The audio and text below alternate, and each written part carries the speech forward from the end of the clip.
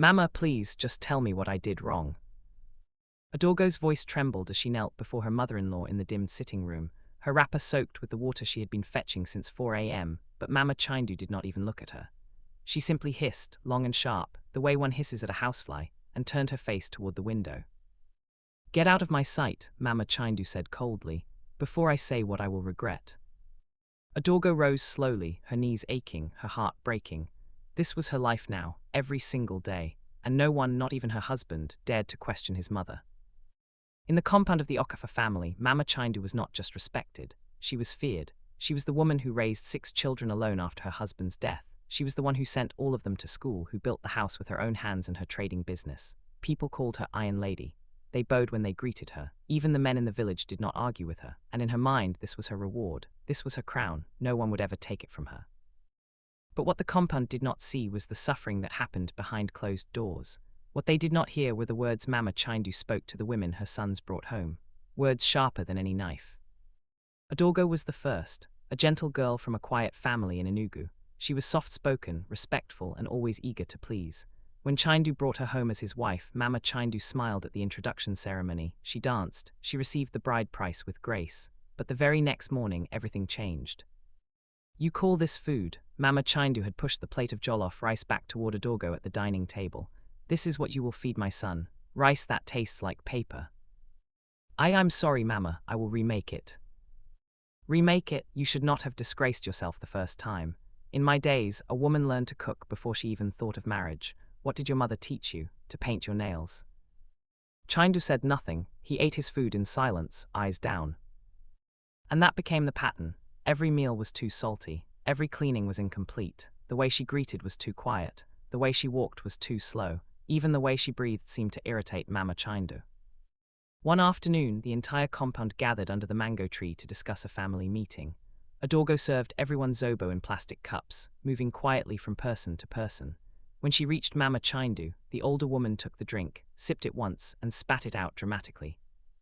Abomination, she cried. Is this what you people drink in your father's house? This thing tastes like medicine. The whole compound went silent. Aunties exchanged glances. Uncles coughed. Adorgo stood frozen, her hands shaking. Mama, the zobo is fine, Chidi's younger brother said softly, trying to help. Mama Chidi's eyes blazed. Are you the one married to her? Is she your wife? Then shut your mouth and face front. Adorgo did not cry, not there. She simply picked up the tray and walked back into the kitchen. But that night, alone in the room, she wept until her wrapper was soaked with tears. Weeks became months. Adorgo began waking earlier, sleeping later, speaking less. She stopped laughing. She stopped singing. Even when Chidi reached for her at night, she turned away. There was nothing left inside her to give. One morning, after Mama Chidi accused her of stealing meat from the pot, something inside Adorgo finally broke. I cannot do this anymore, she whispered to Chidi as they lay in the dark. Do what? He asked, though he knew. Live like this, like I'm a slave in my own marriage. She is my mother, Adorgo. She suffered for us. She gave us everything. I cannot disrespect her. And what about me? Adorgo's voice cracked. Am I not your wife? Do I not matter? Chidi said nothing, and in that silence, Adorgo found her answer. 2 weeks later, she packed a small bag and left. No drama, no noise. She simply went back to her father's house. The compound gossiped for days, but Mama Chidi only smiled. I knew that one would not last, she said, sipping her tea. She was too weak. My son needs a strong woman. A year passed. Chidi met another woman. Her name was Ngozi. She was a nurse, educated, confident. Mama Chidi was impressed at first. Finally, she said, a woman with sense. But the moment Ngozi moved into the house, the story repeated itself. The soup was too watery. The church clothes were not ironed well. Ngozi talked too much. Ngozi did not greet properly. And just like before, Chidi said nothing. Ngozi, unlike Adorgo, tried to defend herself. But every time she spoke, Mama Chidi shouted louder. Are you raising your voice at me? In my own house, you, a small girl who just arrived yesterday. The compound began to whisper again. This Mama Chidi, she is too hard on these wives. How will any woman survive her? One Sunday, after Ngozi served breakfast late, because she had been at the hospital the night before, Mama Chidi poured the entire plate of food on the floor. If you cannot wake up early and cook, then you are useless in this house. Ngozi stared at the food on the ground. She looked at Chindu, he looked away. That afternoon, Ngozi called her brother. By evening, she was gone. The compound did not gossip this time. They only shook their heads in pity. 2 wives gone, and still Mama Chindu sat in her chair, satisfied, untouchable. Let him find another one, she said to her friend one evening, one who knows how to behave. And Chindu did. Her name was Obiageli, but this time something was different.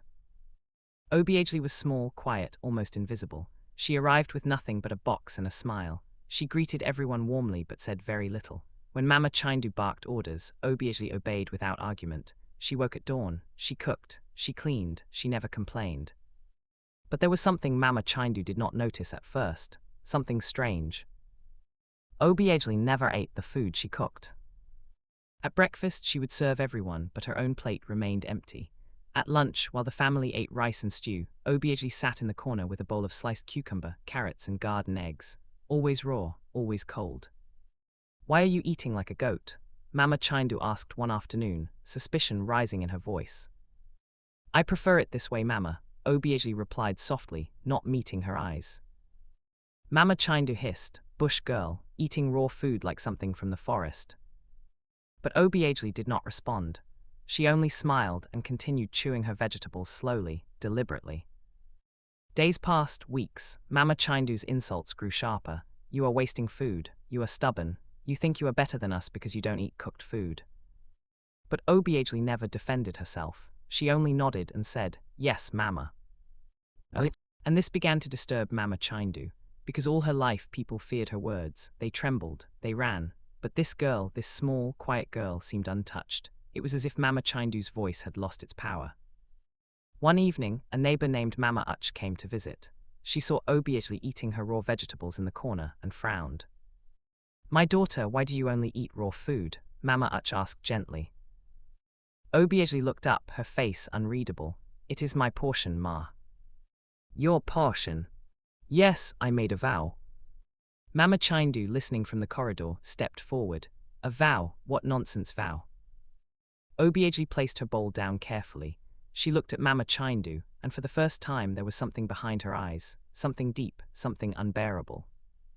"I swore to God," Obiageli said quietly, "that I would not eat cooked food again until the person who killed my sister pays for what they did." The room went cold. Mama Uch gasped, "Killed? My daughter, what are you saying?" Obiageli's voice did not shake. "My sister was married, she was young, she was kind, but her mother-in-law made her life a living hell. Every day was insult, every day was pain. One day, after her mother-in-law beat her for burning soup, my sister drank poison. She died in the hospital, crying for her mother." Tears ran down Obiageli's face now, but her voice remained steady. "Since that day, I swore I would never enjoy food again, never enjoy comfort, until God answers me."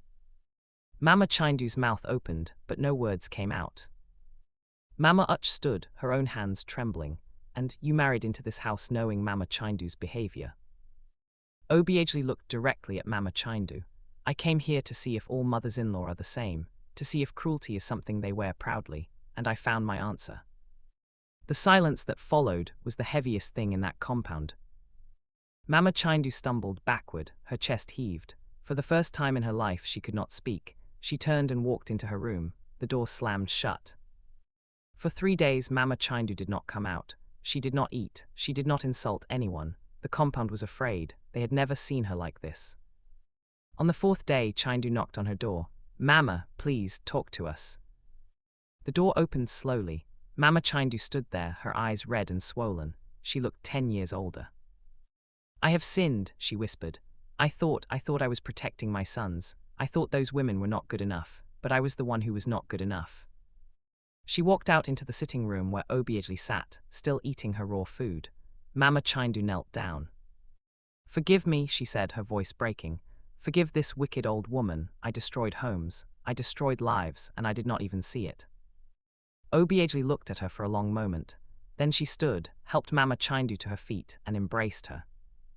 "God forgives," Obiageli said, "and so do I." From that day Mama Chindu changed. She called Adorgo and begged for her forgiveness. She found Ngozi and wept at her feet. Slowly, painfully, she learned what it meant to be a mother, not a tyrant. And Obiagely, after many months, finally ate cooked food again, not because the vow was broken, but because her heart had found peace. The compound watched in awe as the Iron Lady became soft, kind, and humble, and they learned a lesson they would never forget, that pride can destroy a whole generation, but humility can rebuild it.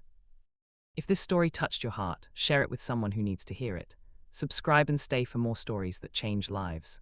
And remember, how we treat people today will determine how God treats us tomorrow. Be kind, be patient, and always, always choose love over pride.